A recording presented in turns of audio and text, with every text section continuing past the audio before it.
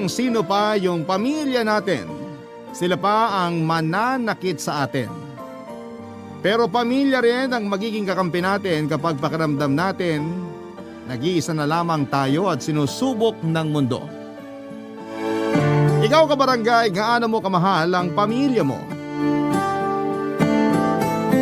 Dear Papa Dudut, magandang araw po sa iyo at sa mga katulad kong panatiko ng Barangay Love Stories. Sa totoo lang ay araw-araw ko kayong tinututukan sa Barangay LS at minamarathon ang mga Barangay Love Stories na ina-upload ninyo online. Magkahalong saya, lungkot at gigil yung nararamdaman ko sa tuwing nakikinig sa mga kwento ng mga kabarangay natin. Pero ang pinaka gusto kong parte ay yung meron akong natututunan sa dulo ng bawat kwento. At yun ang dahilan kung bakit nag-decide akong sumulat sa programa ninyo para magbahagi ng aking karanasan. Pero bago ko simulan ang paglalahad ay tawagin niyo na lamang po ako sa pangalang Bri. 29 years old, taga Binangonan, Rizal at isang online seller papadudot. Nagtitinda ako ng RTW na damit at shorts. Nagbunga ang pagsisikap ko noong nagkaroon ako ng 2 physical store sa Taytay, Tiangge. Bukod doon ay meron din akong tindahan ng mga pasalubong tulad ng cornic, banana chips at kung ano-ano pa sa Binangonan Market na inaangkat ko sa iba't ibang probinsya at binebenta ng bultuhan sa murang halaga. Kaya nga sa edad kong ito ay nakapagpundar na ako ng bahay at sasakyan. At bukod doon ay pinag-aaral ko rin ang mga kapatid ko na nasa Cebu. Gabi-gabi bago ako matulog ay lagi ako nagpapasalamat sa Diyos dahil tinulungan niya akong umasenso sa buhay upang maging instrumento para makatulong sa mga nangangailangan. Palibhasa, alam na alam ko yung pakiramdam ng walang-wala sa buhay lalo pat hindi ako pinanganak sa mayamang pamilya. Lumaki ako kasama ang lolo't lola ko at nagpapasalamat ako sa pagmamahal nila sa akin. Marami silang aral sa buhay na itinuro na masasabi kong dala-dala ko pa rin hanggang sa ngayon. Isa na nga doon ang pagpapatawad at kababaang loob. Sisimulan ko ang kwento ko noong pinagbubuntis ako ng nanay kong si Selena. Hindi ko makakalimutan kung paano yon kinuwento sa akin ni Lola. Sakto malakas ang ulan sa labas at madilim ang langit. Yun din kasi ang parehong panahon na nalaman nilang buntis sa akin ang nanay ko, Papa Dudut.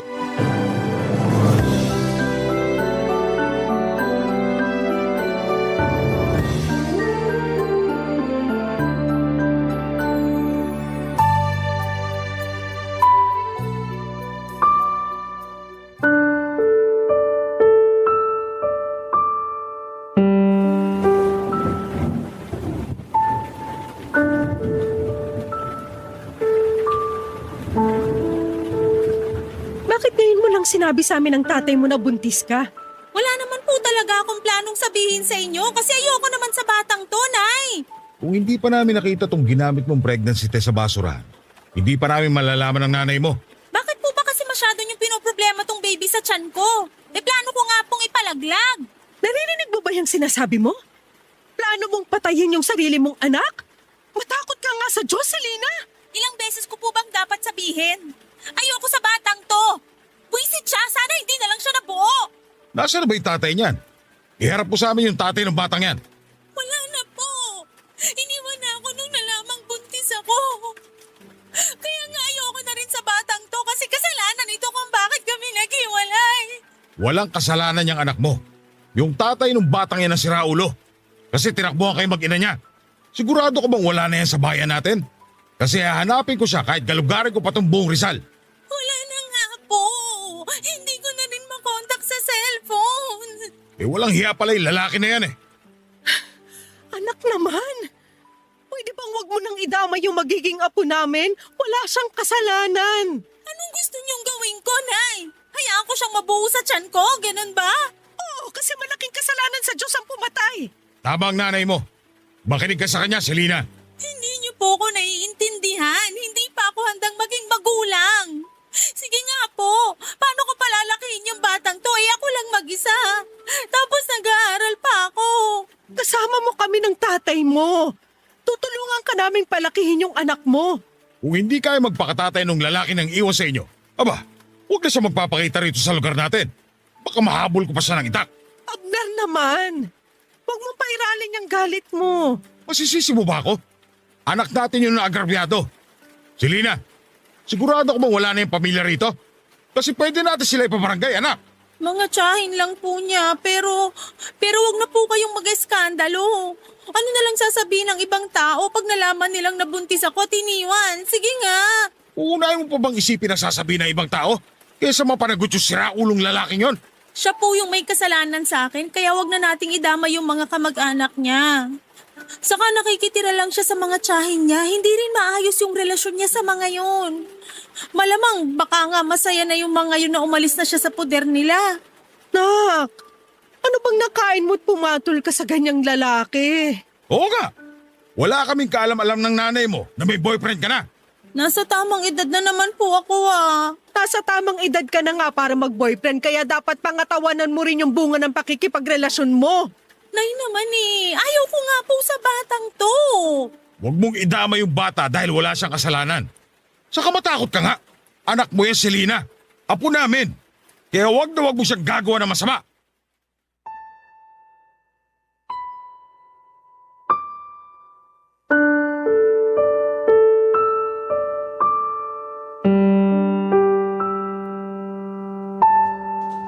Papadudot unwanted baby ako na plinanong ipalaglag ng sarili kong ina. Nung nalaman ko yon kay Lola ay hindi ko na napigilang mapaluha. Kahit na sinabi ko sa sarili ko na handa na akong malaman ang dahilan kung bakit ayaw sa akin ng nanay ko ay masakit pa rin na ginusto niya akong mawala, Papadudot. Pero buti na lamang kasi at hindi natuloy dahil kina lolo at lola. Sa huli, nakumbinse rin daw nila si nanay na huwag akong ipalaglag. Pinagpatuloy ng nanay ko ang pagbubuntis sa akin hanggang sa maipanganak ako sa isang pampublikong ospital sa Angono taong 1995. Umasa sina lolo at lola na magbabago ang tingin sa akin ng nanay ko. Yun bang magugustuhan niya ako sa oras na makita na niya ako. Pero sinabi ni Lola na hindi ako magawang titigan o buhatin man lang ni nanay noong pinanganak na niya ako. Kamukha ko raw kasi ang tatay ko na nang iwan sa amin, kaya naman mas lalo lang siyang nagalit sa akin. Kaya sina lolo at lola na lamang ang nag-asikaso sa akin. Dahil sa pagbubuntis sa akin ni nanay ay kinakailangan niyang huminto sa pag-aaral. Ayaw niya raw kasing maging tampulan ng tukso sa klase nila at isipin ng ibang tao na pariwara siyang babae. Graduating na sana siya sa kurso niyang business management pero naantala yon nang dahil sa akin. Kaya nga nung sumunod na taon ay nag-enroll ulit si nanay para tapusin ang kanyang pag-aaral, Papadudot.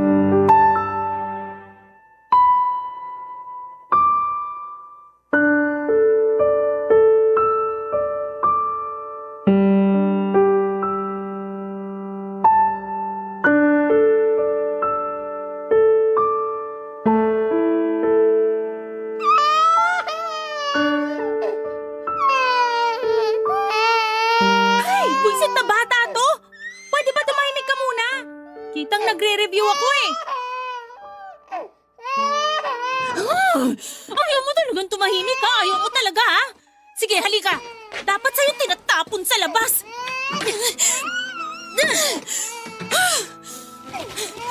Yan! Diyan ka sa mga basura! Total, basura ka naman! Selena? Selena, anong ginawa mo sa anak mo?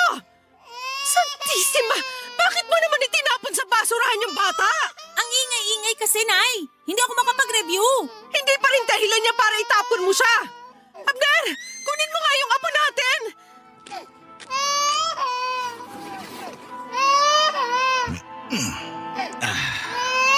Tahan na, apo. Tahan na. Pumasok na tayo sa bahay. Doon tayo mag-usap. Sige na, Abner, mauna ka nang pumasok sa loob ng bahay. Ano bang pumasok sa kuko kote mo babae ka? Baka nakakalimutan mong anak mo yung batang yan. Anak ko nga pero di ko naman gusto.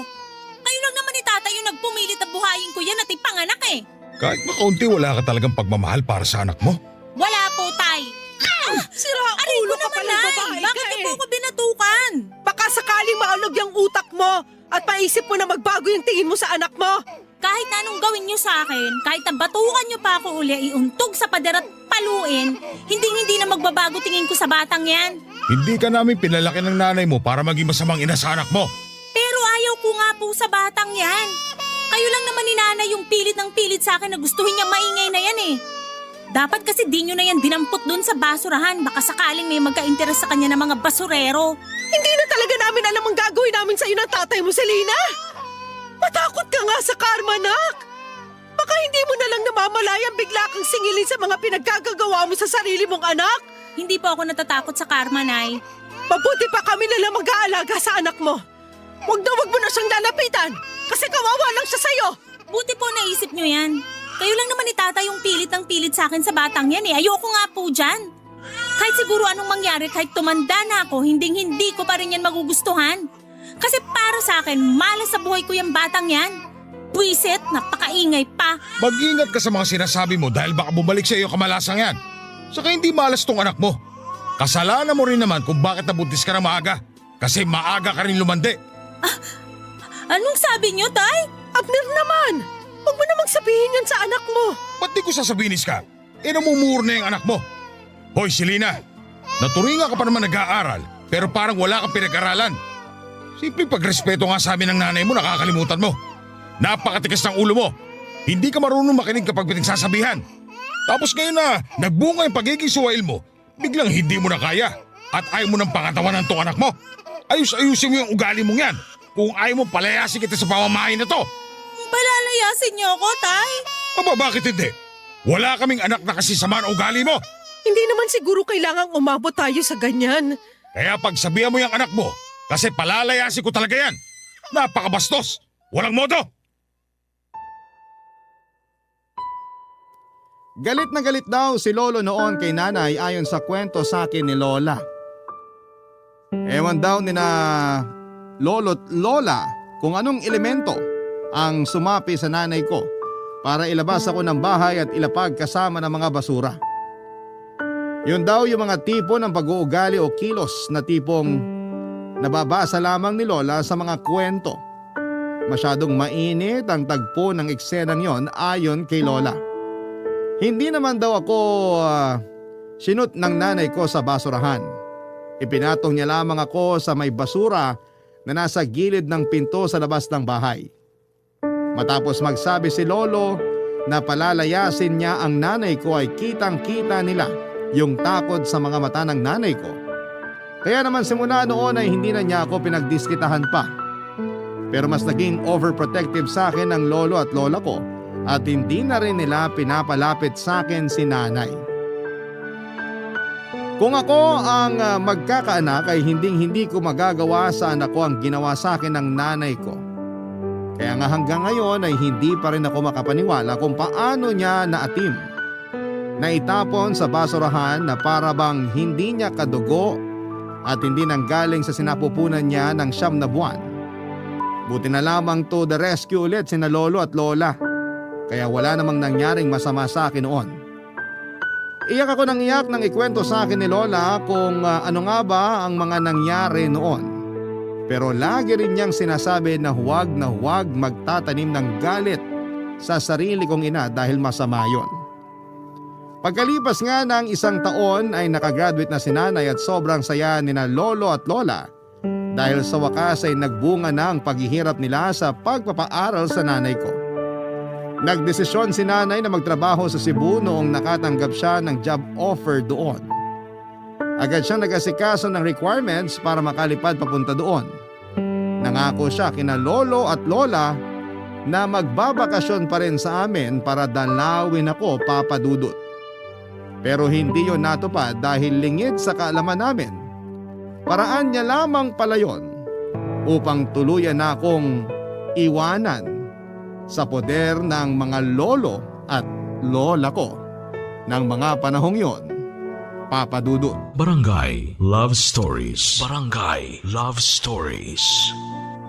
Papa Dudut, bagaman wala akong tatay at kinalakihang nanay ay hindi naman nagkulang sa pag-aalaga at pagmamahal sa akin sina lolo't lola. Walang araw simula nang dumating ako sa buhay nila na hindi nila ako tinuring na mahalaga. Para sa akin ay hindi ko lang sila lolo at lola. Sila na rin ang kinilala kong mga magulang. Malungkot na hindi na ako binalikan ng nanay ko pero hindi naman ako nagtanim ng galit sa kanya. Inisip ko na lamang na balang araw ay maaalala niyang may anak siya at balikan niya at babalikan niya rin ako. Nagpapadala pa rin naman ng pera si nanay sa amin para may panggastos kami. Doon din kinukuha ang pambaon ko sa eskwelahan at pambili ng damit at gamit tuwing pasukan. Pero hindi na talaga siya umuwi pa sa bahay namin. Lagi ko noong naririnig na pinakikiusapan ni Lola si nanay kapag kausap niya sa cellphone na umuwi naman sa amin sa Binangonan para makita ako. Pero laging nagdadahilan si nanay na busy siya sa trabaho niya. Kapag sinasabi ni Lola na kausapin man lang niya ako ay mabilis na napuputol ang linya ng tawag at napapabuntong hininga na lamang si Lola. Pag nangyayari yon ay palihim akong umiiyak sa CR namin. Tapos maghihilamos ako ng mukha para hindi halata. Mahabang panahon ko nang hindi nakikita si nanay, Papa Dudut. Noong 18 years old na ako, kundi dahil sa iilang litrato ni nanay sa bahay, ay hindi ko na maaalala ang mukha niya. Masasabing naipon ng husto ang pagkasabi ko sa kanya. Kahit alam ko na hindi niya ako gustong makita, ako naman ay gusto ko pa ring makita ang nanay ko at mayakap siya kung pahihintulutan niya. Papa Dudut, isang araw ay mayroong binalita sa akin si Lola na labis na nagpasabik sa akin.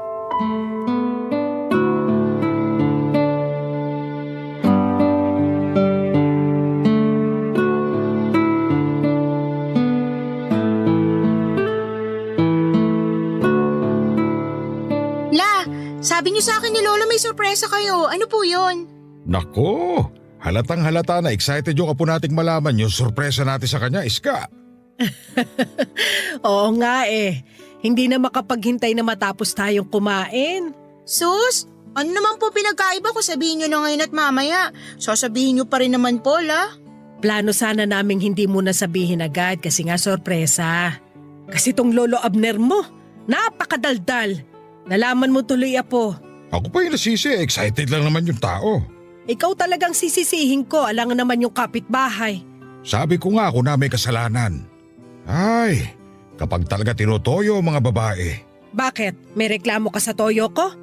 Eh sabi mo nga sa akin nung nililigawan mo ko, handa ka maging siomay kapag tinutoyo ako, di ba? Huwag mong itanggi yan. Hindi ko naman tinatanggi, Iska. Gusto ko po sanang matuwa kasi ang sweet-sweet niyo kahit corny na minsan pero di niyo pa po sinasabi sa akin yung sorpresa niyo lang. Sige na po, gusto ko nang malaman eh. O siya, sige na nga.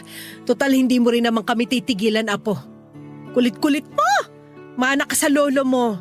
Ako na naman ang nakita. Okay lang yan, Lo. Ibig sabihin, ikaw lang ang nag-iisang lalaki sa paningin ni Lola kasi kayo lang lagi niya nakikita. Ay! Bigla akong kinilabutan dun ah. Grabe ka naman, La. Parang mas corny ka pa yata sa amin ng lola mo, Apo.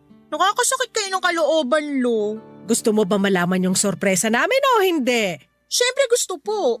Uuwi na ang nanay mo rito sa atin sa Makalawa, Bri! Talaga po? Hala, makikita ko na si nanay.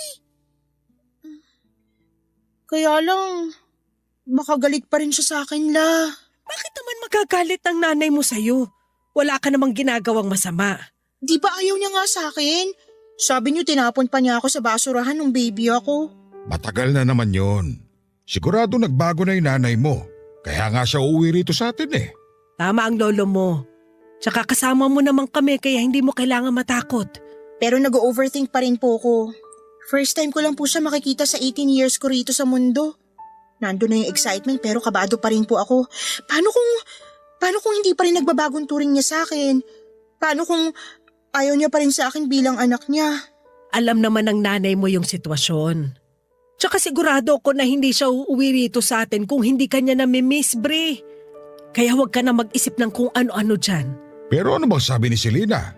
Dito na raw ba siya ulit titira sa atin? Parang, umalis na yata siya sa trabaho niya sa Cebu eh. Biglaan nga raw pero nasa plano na rin naman niya. Sabi niya may aasikasuhin siyang papeles dito sa Maynila. Hindi ko lang alam kung ano kasi hindi naman niya sinabi. Baka dito na siya magtatrabaho para mas malapit sa atin. Hindi kaya? Ay, sana nga ganun. Para naman magkasama-sama na tayong pamilya. Basta apo, maging malapit ka sa nanay mo ha. Kasi ang tagal nyo ring hindi nagkita. Tsaka kalimutan mo na rin anumang hinanakit at tampo mo sa kanya. Matagal na yun eh. Malaki ka na rin naman. Opo, La. Sabi niyo nga po, masama magtanim ng galit sa ibang tao, lalo pa kaya sa sarili kong nanay. Oo, yung kasi ang turo sa simbahan. Magmahalan at matutong magpatawad. Basta, paghandaan mo ang pagdating ng nanay mo. Iparamdam mo sa kanya kung gaano ka kasabik sa kanya at kung gaano mo siya kamahal. Papa Dudut, tama naman si Lola. Laging turo sa mga misa sa simbahan ang pagmamahalan at pagpapatawad. Kaya nga yung lahat ng tampo at hinanakit ko sa nanay ko ay agad na nawala nung nalaman kong uuwi siya sa bahay namin. Excited ako at hindi ko na nga mahintay yung araw na sa wakas ay magkikita na kami ng personal. Sa Facebook ko lang kasi siya ini-stalk at hindi pa niya sinisin yung mga message ko sa Messenger. Pero iniisip ko na lamang na baka busy siya sa trabaho niya lalo na managerial ang posisyon niya. Excited din sina lolo't lola dahil sa wakas ay makikita na nila ang anak nila. Alam ko kasi kung gaano sila nangulila sa nanay ko. Kaysa isang anak kasi nila, si nanay. Dumating na nga yung araw ng pag-uwi ni nanay sa bahay. Galing pa akong school noon kasi may klase kami nung araw na yon. Nagmamadali akong umuwi sa amin at halos madapa na nga ako kasi tinakbo ko talaga. Lalong lumapad ang ngiti ko noong marinig ko ang boses ng nanay ko habang inaalis ko yung sapatos ko sa may pinto. Pero agad na napalitan ang pagtataka at kaba yung ngiti at excitement ko nang unti-unting luminaw sa akin ang pinag-uusapan nila ng lolo at lola ko, Papa Dudut.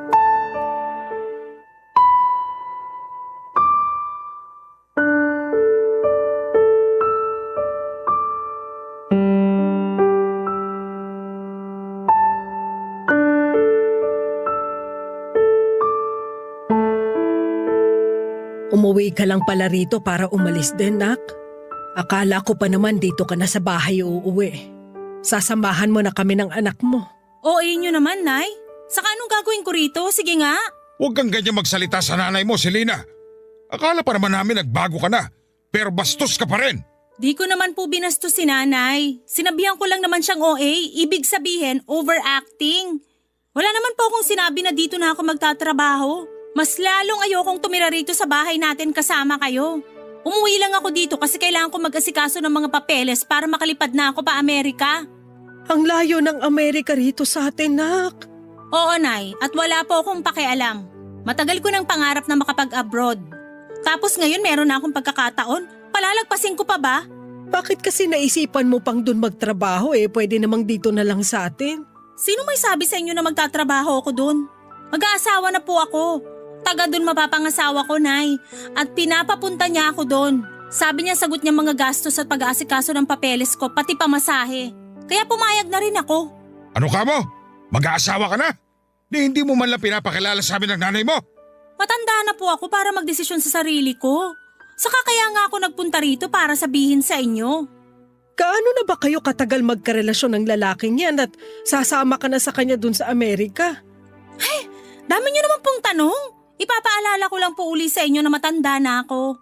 39 years old na ako. Malapit na nga ako mag-40 Pero kung ituring niyo ko para pa rin teenager, kainis Aalis din pala kayo, Nay. Iiwan niyo pa rin pala po ako ulit. At sino ka naman? Siya lang naman yung anak mo, si Bri. Yung batang iniwan mo sa amin ng nanay mo. Aba, malaki ka na nga talaga no. Pero hindi pa rin nagbabago yung mukha mo. Nakikita ko pa rin sa'yo yung tatay mong ulupong.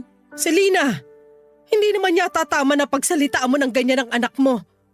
Wala naman siya kasalanan sa'yo. Malaki kasalanan niya kasi nabuo pa siya. Siguro kung wala siya, di sana ako iwan ng boyfriend ko. Hanggang ngayon ba naman sinisisi mo pa rin si Bri sa kasalanan ng lalaking yon? Walang kasalanan ng anak mo. Sa damuhon na yun ka magalit. Akala ko pa naman, excited din kayo na makita ako, Nay. Pero mukhang nagkamali po ako. Bakit naman ako may excite na makita ka? Selena! Totoo naman sinabi ko, Nay. Hindi ako excited na makita yung babaeng yan kasi wala naman akong pakialam sa kanya. Buti nga binuhay ko pa rin siya at pinag-aral eh. Sapat na yun. Huwag na siyang umasa na magpapakananay ako sa kanya. Kilabutan ka nga sa sinasabi mo, Selena. Ginigigil kasi ako ng babaeng yan eh. Halata namang noon pa lang hindi ko na siya gusto. At hindi na yun magbabago kahit na lumipas pa ang mahabang panahon. Ay, kairita kayong lahat. Kita niyong pagod yung tao eh. Makatulog nga muna. Papa Dudut, sobrang sakit palang marinig mula mismo kay nanay na hindi niya ako mahal. Para kong sinaksak ng libu-libong kutsilyo, kaya naiyak na lamang ako. Bukod doon ay umuwi lamang pala siya para iwanan kami ng tuluyan. Kaya imbes na masayang reunion ang nangyari, natahimik na lamang kami nina lolo't lola at walang nasabi. Alam din kasi nila na kapag may gusto si nanay, hinding-hindi nila ito mapipigilan. Kaya sa huli hinayaan na lamang nila ito. Nanatili ang nanay ko sa bahay namin ng 1 buwan habang nag-aasikaso ng mga papeles niya pa-Amerika. Matagal na niya talagang nasimulan ang pag-aasikaso. Taon na rin yata. Pero hindi siya makapag-focus dahil may trabaho siya. Kaya nung nakapagpasya siya na gusto na niyang pumunta sa Amerika, ay nag-resign siya sa kumpanyang pinapasukan niya sa Cebu at umuwi sa amin pansamantala. Sa loob ng 1 buwan na yon, sinubukan ko makipaglapit ng loob sa nanay ko. Pero siya mismo ang umiiwas sa akin. Kung kausapin nga niya ako ay saglit lang at kung tratuhin niya ako ay para bang hindi niya ako anak. Siguro nga ay kinalimutan na niyang anak niya ako. Kaya naman nasaktan ako ng husto. May sa ilang beses din siyang kinausap ni Lola na makipagbanding naman sa akin pero ayaw ni nanay at madalas na nauuwi lang yon sa pagtatalo nilang mag-ina. Kaya ako na lang mismo ang umiiwas sa kanya, Papa Dudut. Nahihirapan lang ako dahil magkasama kami sa isang bubong. Tapos ganun pa yung trato niya sa akin. Madalas ay busy siya sa cellphone at ka-video call yung fiancé niya. Tapos kakausapin lang niya ako para utusang ikuha siya ng pagkain o inumin. Minsan ay para ipagtimpla siya ng kape o di naman kaya ay linisin ang mga kalat niya at labhan ang mga damit niya. Papa Dudut. Barangay Love Stories. Barangay Love Stories. Papa Dudut, nang makompleto ang mga papeles ni nanay ay agad siyang nag-impake ng mga damit at gamit niya. Kitang-kita ko sa mukha niyang excitement na makapunta sa Amerika. Siyempre, alalang-alala sina lolo at lola para sa nanay ko, lalo pat malayong lugar na yung pupuntahan niya. Sa katunayan ay sinubukan pa nga nila ulit itong pigilan pero nagalit lang sa kanila ang nanay ko. Nasaktan ako para kina lolo at lola dahil wala naman silang hangad na masama sa kanya. Doon ko naisip na wala na talaga siyang pakialam sa mga magulang niya, lalo na sa akin na anak niya, Papa Dudut. Kaya yung kaunti na lang na pagmamahal ko sa nanay ko ay nawala na. Sa katunayan, nung umalis siya sa bahay namin ay hindi na ako naghabol pa sa kanya. Hindi na rin ako umiyak. Pero nasaktan ako sa hagulhol ni na Lola para pigilan ulit siya. Kaya lang ay nagbingi-bingihan ng nanay ko at nagawa niya pang itulak si Lola noong kapitan siya nito sa braso para pigilan. Doon na nga ako nagalit sa kanya kaya sinabihan ko siya na huwag na siyang babalik sa bahay namin. Kitang-kita ko ang matinding galit sa mga mata ng nanay ko pero sinalubong ko lang yon ng mas matinding galit. Simula nang umalis si nanay ay hindi na kami nakarinig pa ng balita sa kanya, Papa Dudut. Hindi ko na rin in-stalk ang Facebook niya. Sa katunayan, blinak ko siya doon at binura ko rin yung mga chat ko sa kanya. Nag-focus ako sa pag-aaral habang nagtatrabaho para mas matulungan ko ang sarili ko na may pantustos ako sa pag-aaral ko. Matanda na rin kasi sina lolo at lola para maghanap buhay. At naaawa na ako sa kanila lalo na tuwing nagreklamo sila sa rayuma nila. Napakasipag pa naman nilang magtinda ng mga gulay at prutas sa palengke. Doon nila ginamit ang huling pera na iniwan sa amin ni nanay bago ito umalis. Kaya nung nakapagtapos ako, pinangako ko kina lolo at lola na babawi ako sa kanila. Gusto ko silang bigyan ng maayos na buhay, kaya nga naghanap ako ng mapapasukang trabaho. Swerte naman dahil nakapasok ako sa isang kumpanya. Pero sa totoo lang ay kulang na kulang pa rin ang sweldo ko lalo nung nagkasakit si lolo. Dahil sa katandaan ay naging mahina na ang resistensya niya. Pabalik-balik kami noon sa ospital nung nagsimula ang pandemic. Tinamaan siya ng COVID-19 virus dahilan para lumala ang kondisyon niya at tuluyan siyang kunin sa amin noong July 2020. Ang sakit-sakit mawala ng lolo, pero sa kabila ng lahat ay nagpatuloy pa rin kami ni lola. Pero noong 2022 ay muli kaming sinubok ng kapalaran ng ma-diagnose na may stage 2 ovarian cancer ang lola ko.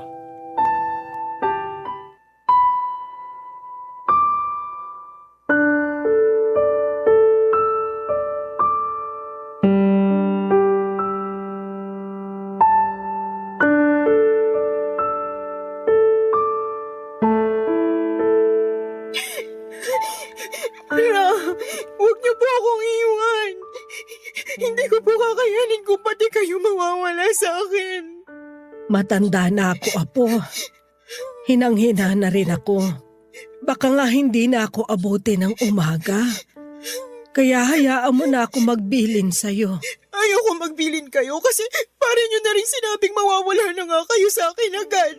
Hindi niyo po ba narinig ang sinabi ko? Hindi ko pa kaya. Kamamatay lang ni Lolo, halos magdadalawang taon pa lang na.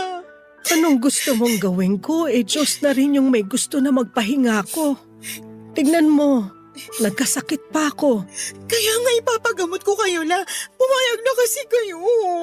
Hindi na rin kakayanin ng katawan ko yung gamutan. Tsaka mahal ang pagpapagamot sa kanser, Apo. Malulubog ka lang sa utang. At ayoko mangyari sa'yo yun. Pero mahal ko po kayo at ayoko mawala kayo sa akin. Mahal din naman kita. Pero hayaan mo na akong magpahinga. Miss na miss ko na rin ang lolo mo. At gusto ko na siyang makita. Para sa akin, sapat na yung halos 7 dekada ko rito sa mundo. Masaya na ako kasi naalagaan ka namin ng lolo mo at napalaki ng maayos. Lahat ng yun utang na loob ko sa inyo ni Lolola. Kung wala kayo, wala rin ako sa mundo. Hindi ko rin po makakaya ang lahat kung hindi niyo ako ginabayan at inalalayan. Para sa akin, di ko lang kayo lolo at lola. Magulang ko rin po kayo. Pero wag na wag mo pa rin kalilimutan na may totoo kang nanay, Apo. Ano po bang sinasabi niyo? Matagal na akong walang nanay. Meron. Kaya nga sana mahanap mo sa puso mo yung pagpapatawad para sa kanya. Pwede ko po siyang patawarin pero ayoko na siyang ituring na nanay kasi hindi naman niya ako tinuring na anak eh. 'Di ba? Paulit-ulit niyang sinabi na sana nawala na lang ako, na hindi niya ako gusto. Gabi-gabi ko pong naririnig sa isip ko kung paano niya yung sinabi sa pagmumukha ko noon. Kaya naman ayoko na siyang ulit makita. Pero paano kung nagbago na siya? Akala rin natin nagbago na siya nung nagtrabaho siya sa Cebu at iniwan niya ako sa inyo. Pero nagkamali tayo. Ngayon pa kaya na ang layo na ng narating niya. Kaya paligurado, hindi niya na tayo naaalala. Kaya di na po ako maasa na babalik siya la. Paano kung kailangan ka pala niya, Apo? Kailangan niya ang tulong mo. Bakit niya naman ako kakailanganin? Di na nga ako naiisip at hindi niya rin ako mahal. Hindi ko alam, basta bilang magulang ramdam ko na meron siyang mabigat na pinagdaraanan. Nito kasing nagdaang gabi, lagi kong napapanaginipan si Selena. Umiiyak siya at humihingi ng tulong sa mga panaginip ko, Apo. Kaya ako nasabi na baka kailangan niya tayo. Lalo ka na anak niya. Pero paano kung kabaliktaran pala ibig sabihin ng panaginip niyo la? Di napahiya lang tayo kapag sinubukan pa natin makipag-usap ulit sa kanya. Baka nga pagsalitaan niya pa tayo ng masasama at masasakit kasi doon naman sa magaling Ewan ko ba kung anong nangyari sa anak naming yun ni Abner?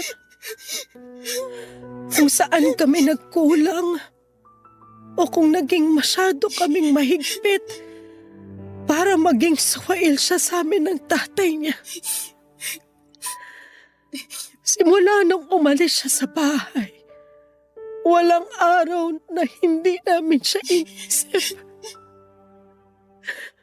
At hanggang sa huling sandali ng lolo mo, hinahanap niya sa akin ang nanay mo.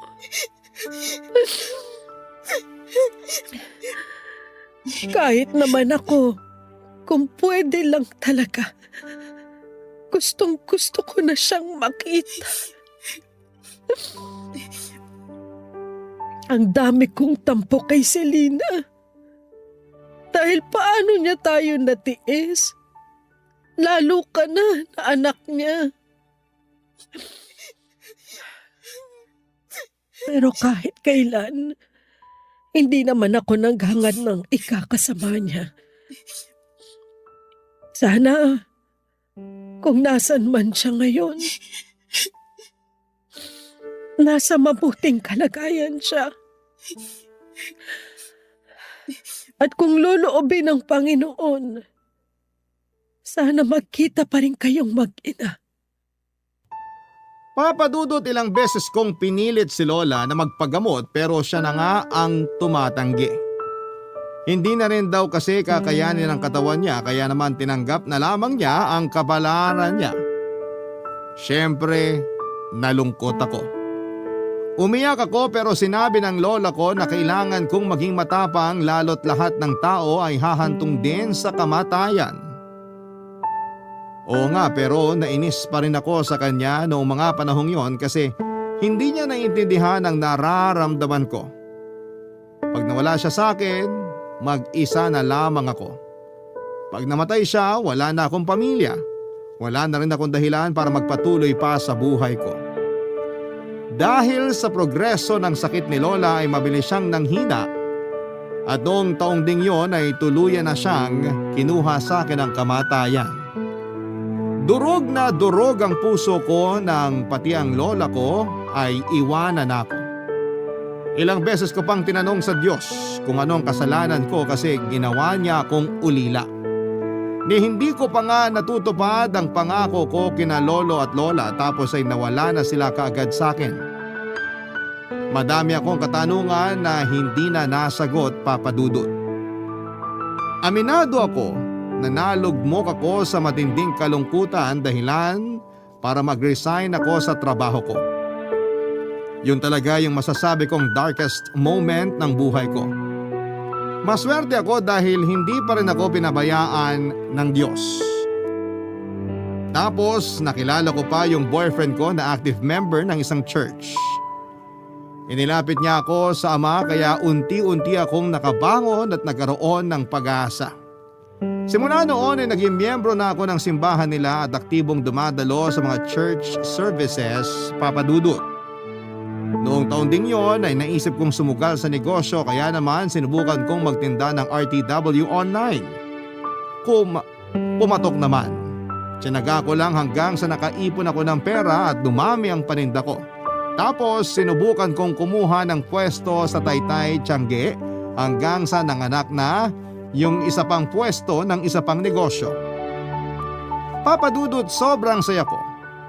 And at the same time ay thankful kay Lord dahil sa mga blessings niya para sa akin. Tapos last year lang ay nagpakasal na kami ng boyfriend ko pero wala pa naman kaming anak sa kasalukuyan. Noong January 2024, isang araw may nakarating sa akin na balita tungkol sa nanay ko na lubos kong hindi inaasahan. Meron daw siyang early stage ng chronic kidney disease at matagal na niyang iniinda ito. Pero ang pinagtataka ko ay anong ginagawa niya sa Cebu, buong akala ko ay nasa Amerika siya. By the way, ang naghatid ng balita sa akin ay ang anak niyang babae na half-sister ko na 10 years old na. Lalong dumami ang mga tanong sa isipan ko ng mga panahong yon.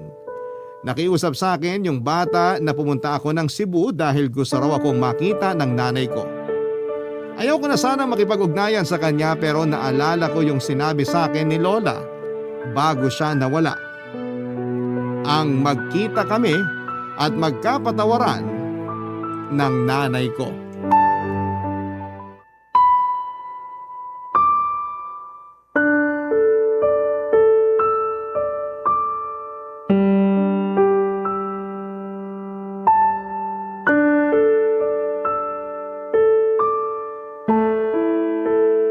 Nak, akala ko hindi ka na makukumbinsi ng kapatid mo na puntahan ako rito sa Cebu. Akala ko kasi ayaw mo na akong makita matapos yung lahat-lahat ng mga ginawa ko sa iyo simula nung bata ka pa. Akala ko rin po kaya ko kayong tiisin pero mali ako. Kasi matapos kong makita yung pictures nyo na sinend ng kapatid ko, naawa po ko sa inyo tapos bigla na lang nawala yung mga tampo at galit sa dibdib ko. Kaya pumunta po ako agad dito para makita kayo. Kumusta na po ba kayo? Hindi maayos. Ang daming masakit, nak. Kahit puro na lang higa yung ginagawa ko, hindi pa rin ako makapagpahinga. Hirap din akong matulog sa gabi kaya pagod na pagod ako sa umaga. Buti na nga lang nandyan yung dalawa mong kapatid. Inaasikaso nila ako. Hindi ko kasi talaga kaya kung ako lang. Mahirap po talaga pag ganyang may sakit. Oo. Wala rin akong ganang kumain. Kasi pakiramdam ko masama sa akin lahat ng kakainin ko. Kaya po kayo lalong nanghihina kasi di kayo kumakain, Nay. Ewan ko. Pero naisip ko na baka karma ko na to kasi naging masama akong anak at nanay sa'yo. Kumusta na pala sina nanay at tatay? Bakit di mo sila kasama? Tungkol po sa bagay na yan, Huhulaan ko. Kasi matanda na sila. At ang alam ko may takot sa matataas na lugar si nanay. Kaya di mo talaga mapapasakay sa eroplano yun. Mahihiluhin din yun. wala na po sila ni Lolo, Nay. Ha? Ano bang sinasabi mo dyan? Patay na po sila. At hindi ko man lang alam. Anong klaseng anak ako? Ang sama-sama ko. Kumalma po kayo. Baka makasama sa inyo yung pag-iyak niyo eh. Hindi ko lang kasi mapigilan. Pakiramdam ko napakawalang kwentang anak ko kasi hindi ko man lang naalala yung mga magulang ko. Namatay sila na hindi man lang ako nakakahingi ng tawad sa kanila, anak. Namatay po si Lolo noong 2020 dahil sa COVID-19. Si Lola naman po noong 2022 dahil sa ovarian cancer. Ayaw niya na rin magpagamot kasi raw matanda na sila. Pero bago sila nawala, hinahanap nila kayo pareho, Nay. Miss na po nila yung kaisa-isa nilang anak. Miss na miss ko na rin sila. Pero hindi ko na sila makikita pa. Sigurado akong galit na galit sila sa akin. Hindi po. Hindi na sila galit sa inyo kasi matagal na nila kayong napatawad. Napatawad ko na rin kayo kasi tama si Lola. Nanay ko pa rin kayo. At mahal ko po kayo. Mahal na mahal din kita, anak. Patawarin mo ako sa mga nagawa ko sa'yo. Patawarin mo ako kasi ngayon lang ako nagkalakas ng loob na makipag-usap sa'yo. Naduwag kasi ako. Natakot na baka hindi mo ako mapatawad. Pero kinumbinsi ako ng mga kapatid mo na subukan ka pa rin nilang pakiusapan, nakausapin ako. Yun na lang kasi yung tanging hiling ko bago man lang ako bawian ng buhay. Hindi pa po kayo mamamatay, Nay.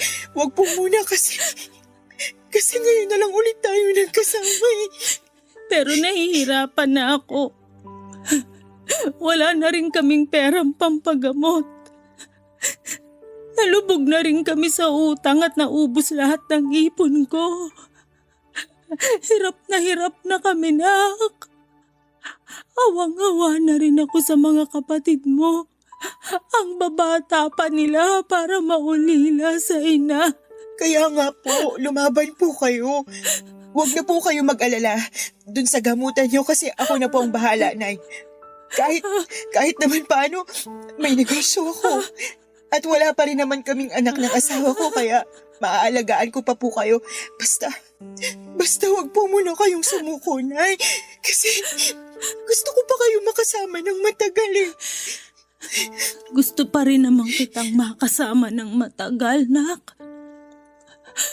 Gusto kong bumawi sa mga panahong hindi ako nagpakananay sa'yo. Kaya lumaban po kayo kasi marami pa po tayong gagawin na magkasama. Kasama yung mga kapatid ko. Ngayon na wala na sina lolo at lola, akala ko wala na rin akong pamilya. Pero hindi pa rin po ako pinabayaan ng Diyos kasi pinalik niya kayo sa buhay ko para maging pamilya ko. Kaya ang saya-saya ko po, Nay. Masaya rin ako, nak. Salamat. Salamat kasi nagkita tayo uli. Kung alam mo lang na kinasabikan ko yung araw na to. Yung araw na makahingi ng tawad sa'yo. Pinapatawad ko na po kayo, Nay. Kaya dapat magpalakas po kayo, ha? Papa Dudut, ikinuwento ni nanay na hindi na natuloy yung kasal nila ng fiancé niya sa Amerika matapos itong atakihin sa puso 3 araw pagdating ni nanay doon. At dahil hindi naman siya pumunta doon para magtrabaho ay kinailangan din niyang umuwi sa Pilipinas pagkatapos ng libing.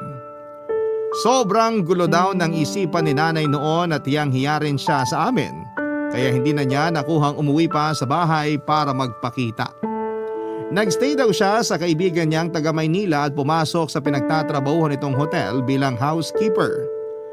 Doon niya nakilala ang tatay ng mga anak niya na tubong Cebu. Nung nabuntis siya ay umuwi sila sa probinsya nito sa Argao para doon na manirahan. Doon na rin pinanganak ang pangalawa nilang anak pero 5 buwan pa lang yung baby ay naaksidente yung kinakasama niya matapos itong mabagsakan ng hollow blocks sa ulo nang mapadaan ito sa isang ginagawang gusali. Nakomatos pa raw ito ng 1 linggo bago binawian ng buhay. Simula noon ay sinanay na ang nagtaguyod sa 2 niyang anak. Nagtinda siya ng street food sa mga eskwelahan at gumawa ng mga doormat at naglalako ng balot sa gabi bago siya nagkasakit at tuluyang huminto sa pagtatrabaho. Sobrang sakit na marinig lahat ng pinagdaanan ni nanay. Kaya nga pinangako ko sa sarili ko na gagawin ko ang lahat para pagaanin ang buhay nila, Papa Dudut. Sa kasalukuyan ay nasa Binangonan Rizal na sina nanay at ang 2 ko pang kapatid.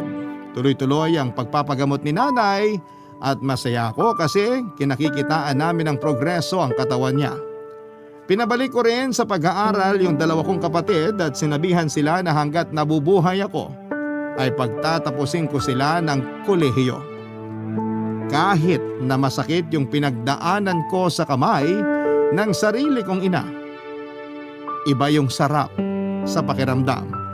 Noong natuto akong magpatawad, mas magaan sa dibdib at mas masaya ako ngayon na magkakasama na ulit kami. Hanggang dito na lamang po ang sulat ko at maraming salamat sakaling mapili po ninyong i-air ang kwento ng buhay ko. Sana po ay kinapulutan po ito ng aral at inspirasyon ng mga kabarangay natin. God bless and more power po sa Barangay LS 97.1 at sa Barangay Love Stories. Ang inyong forever, kapuso at kabarangay, Bree. Nagustuhan ng iyong napakinggan? Ituloy yan via live stream sa www.gmanetwork.com/radio.